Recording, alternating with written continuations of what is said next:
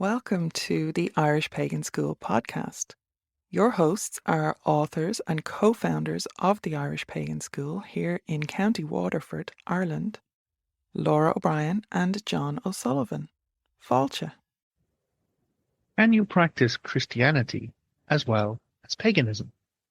Well, Daggy Agus Fáilte. Hi, hello and welcome. I'm John O'Sullivan from the Irish Pagan School.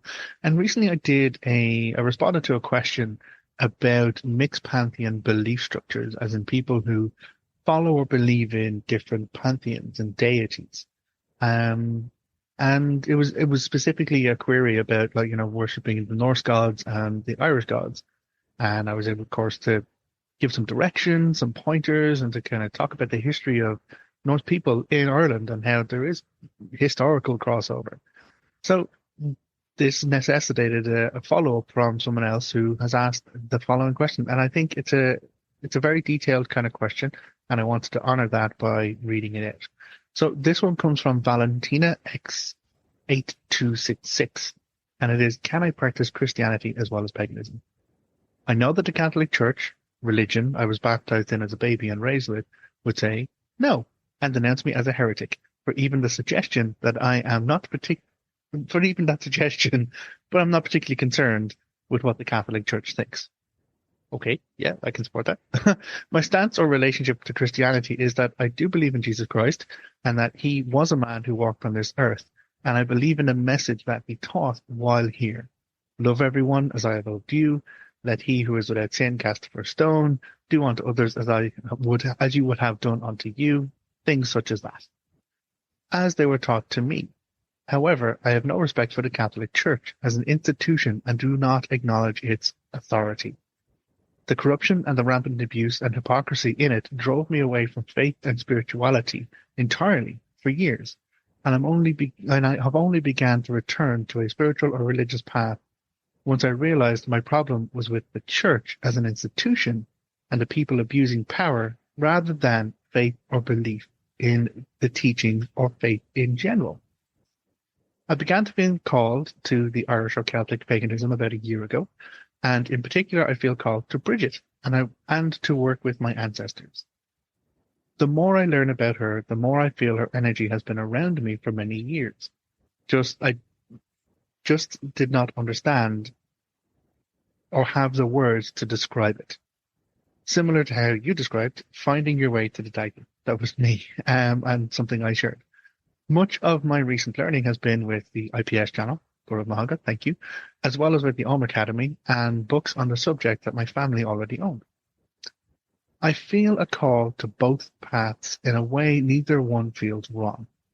My grandma, who basically raised me, was a Catholic, but she also engaged in witchcraft and taught me elements of both, as has my mother. I'm sincerely trying to avoid doing the grab bag of putting in tokens and expecting blessings, as you put it, and have been working to have a meaningful relationship with divinity and striving to live my life following the principles of those teachings and in harmony with my environment and giving back to others. My altar tends to change with the season, holidays, intent, etc., but I keep various spaces and objects sacred and consistent. Due to a sheer lack of space, a small apartment, I only have one altar. Is this a way of practice considered disrespectful or disingenuous? If so, how would I start fixing it? So, Valentina Gurav Mahagas, thank you very much for the question. And I really love a well thought out question. I really, really do. I have all the time in the world for people who have taken the time to consider their question and to rationalize it down and break it down for themselves. If someone comes to me with an answer, it's like, oh, I have this great answer. I'm like, great, good on you. I want to find my own answer. I want to explore the questions and get to see where my mental processes take me. So I'm more about questions than I am about answers personally. And so this was a good question, which is why I wanted to kind of read it out, because it's quite common. It's understandable that many other people feel the same. People who come to the IPS, the Irish Pagan School, have similar experiences or disillusionment when it comes to the authority structure that is the Catholic Church, and the power structures to go around those things. And that's where I had my own problems with it too. I definitely had my own break with the hypocrisy of it, the abuses of it, and the consistent covering for their own failings whilst expecting people to live to divine ideals that they don't espouse themselves. Now, again, there are people within that faith structure, there are people within clergy that I have positive experiences with, and I will speak very highly of.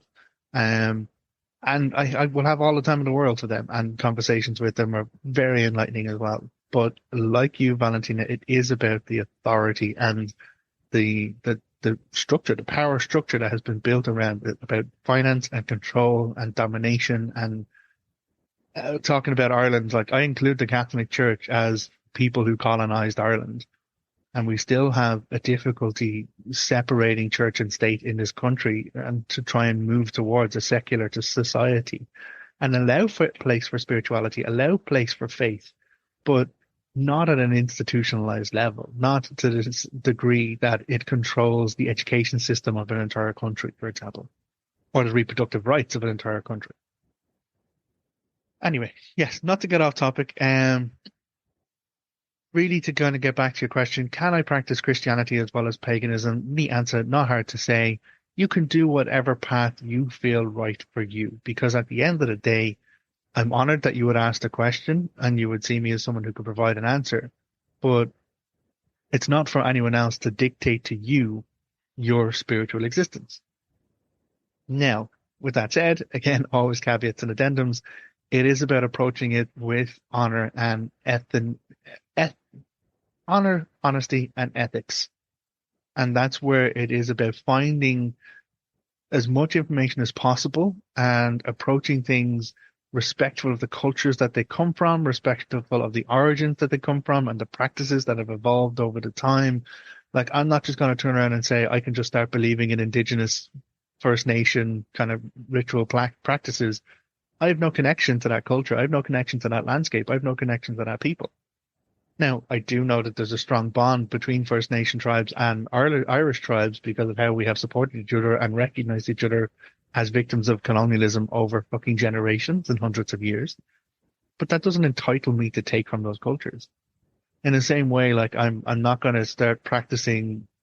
I did go and I engaged in kind of spiritual training a long time ago when I was trying to figure out my own pathway.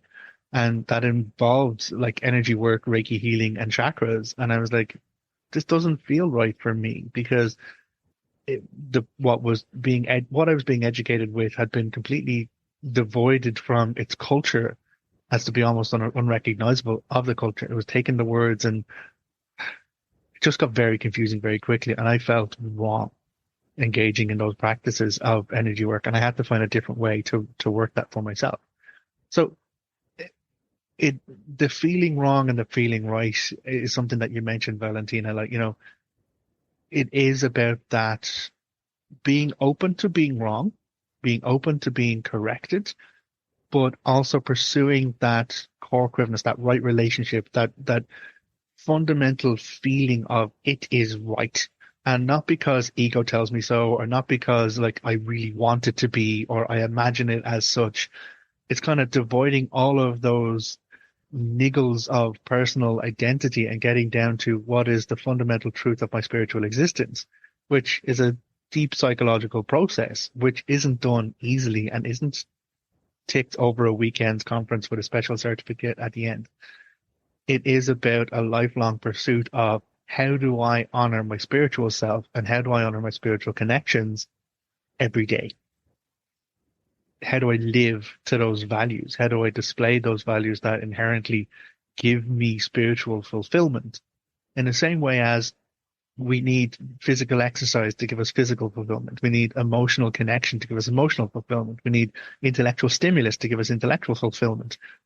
There is a need for spiritual fulfillment. For me, it's one of the facets of being what we are as creatures in this world, but then also as the energy that lives within or that manifests within the physical form of what we are in this world. So spiritual fulfillment is something that needs to be pursued and needs to be looked for, but also some people will choose spiritually. Okay, to make the analogy about ice cream for a moment, some people just choose a vanilla ice cream and that is absolutely fine. Some people need honeycomb, raspberry ripple. Some people go full on Neapolitan. That is okay. It is about their own expression of their spirituality as they pursue their spiritual fulfillment. The ones who are doing it right are acknowledging the roots, the origins, the lore, the cultures involved in it, and honoring that as much as honoring their spiritual fulfillment, and not just placing their own spiritual needs or their own intentional wants above other people's energy, intent, and efforts. So I'm not going to turn around and start teaching you about energy, healing, or Reiki work, or chakras, or anything like that at all, because it is not my fucking lane.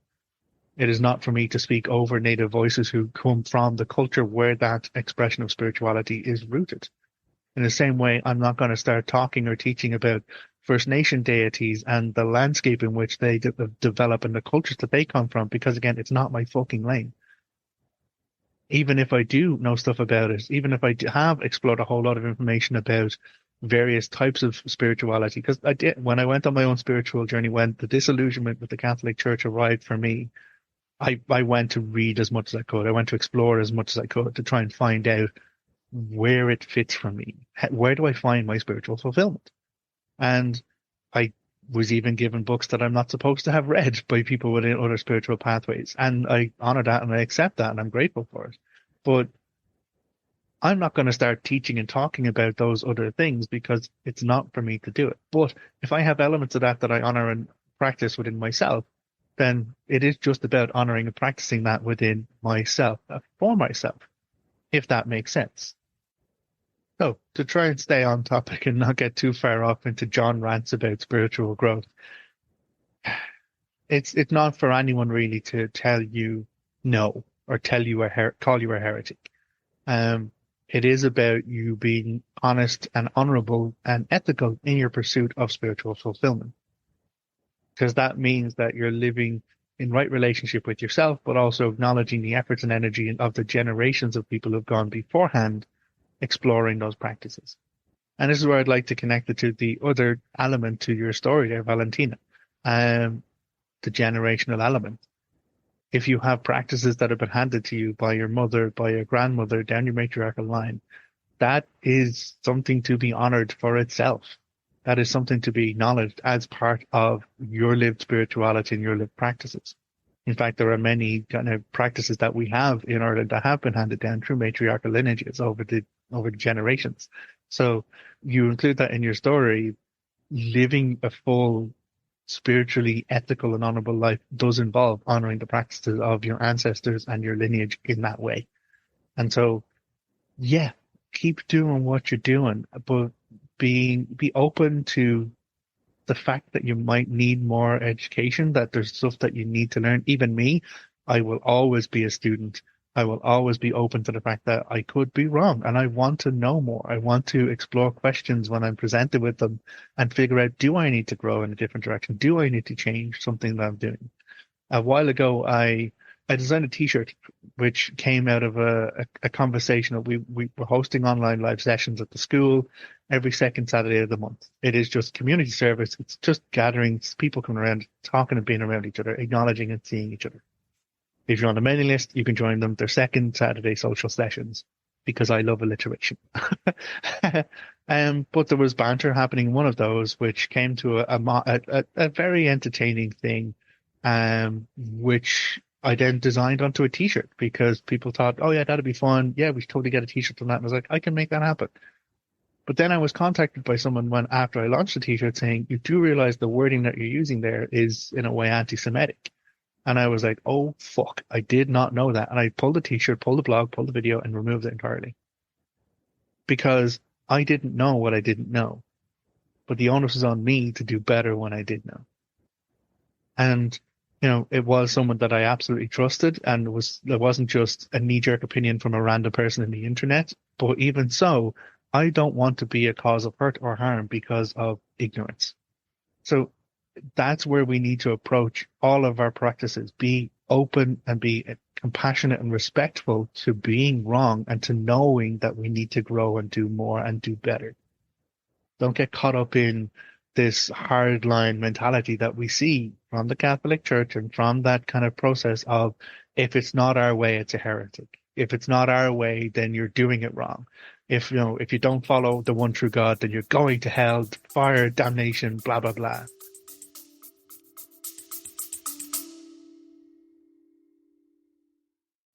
Hello, this is Laura O'Ryan, and I want to make sure that you get access to our free gift for you, which is the Roots and Reverence Ancestral Connection Toolkit.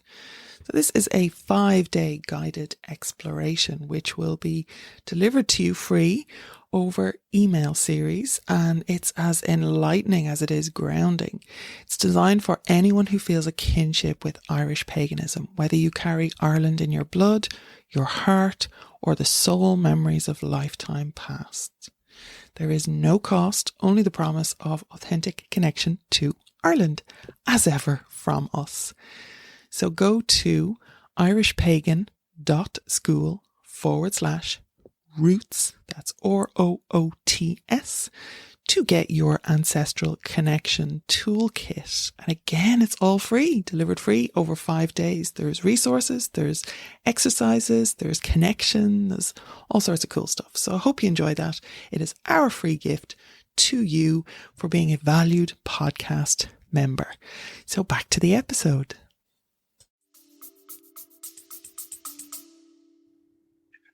Who's to say? Maybe are all destined to hell.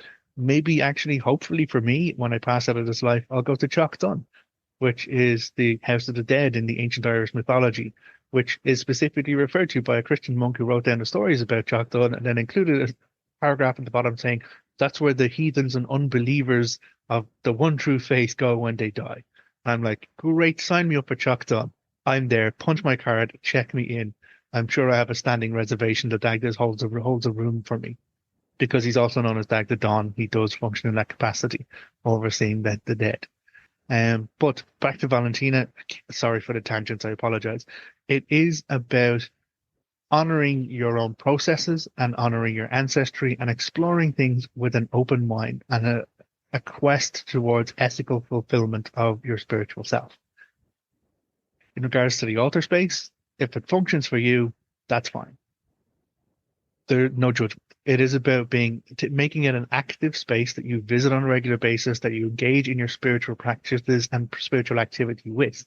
But I've had people who start worshipping the Dagda and they're like, oh, I need to make space for Dagda on my altar. And then they come back to me a couple of weeks later and I was like, yeah, I don't feel the Dagda in my altar space. But whenever I walk into the kitchen, I feel him there. And so they've ended up making a mini shelf in a press, and that's where they put Dagda offerings or Dagda coffee. They follow I put cream in coffee, and that's my offering to the Dagda. So there's people now giving Dagda coffee all around the world to give him that first cream.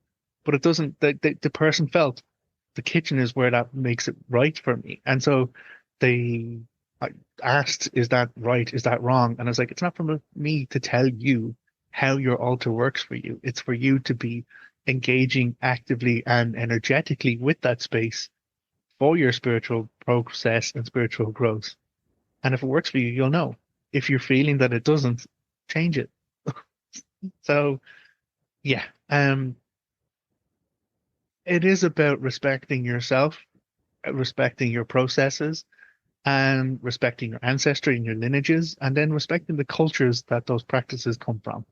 You know, we can't just say, well, you have to respect my decisions on these things without offering equivalent respect to where, ethically speaking, these belief structures come from. And that's why in the other video I talked about the cross-pantheon multi-faith belief. What you've done is you've signed up for more work, because the only way to do that honorably and ethically is to learn, is to go deep and learn as much information as possible so that you can explore every question, you can find your own answers, and then be open to your answers changing when you know more information. So hopefully this has been helpful, Valentina. Hopefully anyone else who is struggling with the process of Christianity and paganism, like there is a syncretic blend of that belief structure in Ireland. We talk about candle magic. You may as well be lighting the candles in the church for your grandparents. Or so many people taking their national exams here. It's like, it's okay, my granny lit a candle for me. We talk about the Child of Prague, which is this representation of the infant Jesus Christ, and this statue in Ireland, if it's placed outside under a bush, you can guarantee good weather for the next day. Weather magic, literal weather magic using Christian iconography. Candle magic using the functions of belief, or the power source that is belief within the country. There are so many ways to look at this and to break down the kind of structures that have been placed upon spirituality, have been regimented by other people or by churches, for example, organized religious practices that have decided to dominate this energy of spirituality or this energy of will and intent, because that's what we're talking about. Magical practice is the movement or the shift of change in energy in line with our intent or our will. So yeah, there is protection to be taken in saying your Our Fathers and your Hail Marys and being part of like a Christian belief structure, because you're sharing and engaging in belief and that energy of belief. But the problem I always had was the power structures that sat above that, controlling, dictating, and then never living to those ideals as well. Sorry, I'm getting back into rant territory. Um, the last thing I would include is that any kind of practice that works for you needs to be acknowledged that it is your practice for you. You're not educating other people in this. You're not saying that this is the one true way. You're not falling into some kind of process where you're bringing other people into this one true way, because next thing you know, you're building a cult or you're building a organized official religion. Um, I know many people who have a syncretic blend in spirituality in both Christianity and paganism in Ireland, and that is their expression of it. But if you're going to step up into service within a particular community, a pagan community or a Catholic community, that's where they may end up having a bit of a bother, because they're straddling across lines that don't conform with either way. And you need to be okay with that. You need to be okay with the fact that this is just how I'm expressing my spirituality for me, and acknowledge that it is a personal pathway for you. In the same way, I'm not going to turn around and just start teaching people this is the one true Dagda way of faith and structure. Absolutely not. I'm not starting a Dagda cult, and I never fucking will. But what I will do is I'll share my experiences with my deity. I'll talk about my arrangements with him. I'll talk about the lore and the mythology that I delve into, the ancestral stories that come from my culture. I'll talk about the culture of Irish people and how that has evolved and changed over time, and how my current relationship with the Dagda today is informed by not just the ancient mythology, but also the lived history of my culture on this island and the people on this island. Because it's my firm belief that he never went anywhere. Just because we were colonized by the Christians who came in and like completely overrode all of our own belief structures or all of our native practices and deities, that doesn't mean the deities disappeared. And I have a welling of sadness within me, which I don't think is actually mine. I think it's more his, because for thousands of years, his name was not said out loud on this island. People didn't know about the good God of the Tuatha Dé Danann, the big daddy of the Tuatha Dé Danann, who made sure everyone got fed, made sure everyone was safe. And when people made promises and got in over their heads, he would absolutely bail them out. He would care for them in every way that they could. The good God of the Tuatha Dé Danann, who would play the music to help people revel and be joyful, or to help people mourn and to weep, or to help people just fucking relax and sleep. I have no problem with JC, Jesus Christ. You know, good lad. Yeah, absolutely. But there's more to a belief structure than just one paradigm or one set of stories. So yeah, I have all the time in the world for JC, and I acknowledge the, love, fundamental basics like respect and honor. But also don't forget that JC was 100% against power structures or abuses of power structures. There's literally a story of him being a kid walking into temple, which is the space that's supposed to be for spiritual growth and spiritual check-in. And there's a whole lot of lads money lending and like trading in that spiritual space. What does he do? Whips off his belt and beats the shit out of them. He goes against the authority. He goes against the power structure. He goes against the wealth and the money to make space for spirituality, because that was crucially important to the development and growth. And this is pre his 40 days, 40 nights. This is when he then starts setting up the temple, and all the Pharisees and rabbis are like, wow, this guy fucking knows it. This guy gets it. When he's, as a kid, talking about all of the belief structures. I'm down with that guy. Absolutely. But do I acknowledge him as part of my spiritual growth? No, I don't pursue that connection with him. Do I disregard him entirely and pretend that he doesn't exist? No, because that's not polytheism, which is a fundamental structure of paganism. So it's not an easy question. Well, okay, it's an easy answer in that yes, you need to pursue and follow your own spiritual path. Do it for you. Don't let anyone tell you different. But it's not a simple question because there is a lot of complexity to be considered. And hopefully, I have in some way helped with this, and maybe in some way caused more questions to bubble up because those questions and how we pursue them and how we pursue our own personal answers is how we actually grow as spiritual entities as much as emotional, physical, and mental entities. Anyway, thank you very much for being here. If you would like to know more about the Irish Pagan School, go to irishpaganschool.com. Whole lot of classes there on it. We do focus specifically on Irish paganism. You won't find Catholic content there. If you want to, if you're not sure about taking a class straight away, look, take something free. Go to irishpagan.school/free. Here's what are free resources. More videos, more podcasts, readings, even full classes. I do a class on the Dagda, known as Dagda, the Dagda domestic deity, and hearth hero. I'm quite proud of that, as far as names go for classes, and I've done many classes on the Dagda. So take something, figure something out, fulfill that spiritual need within you by challenging yourself to see what more you can learn and what more you can do. Until next time, look after yourself. Take care. Agus Salam. Bye.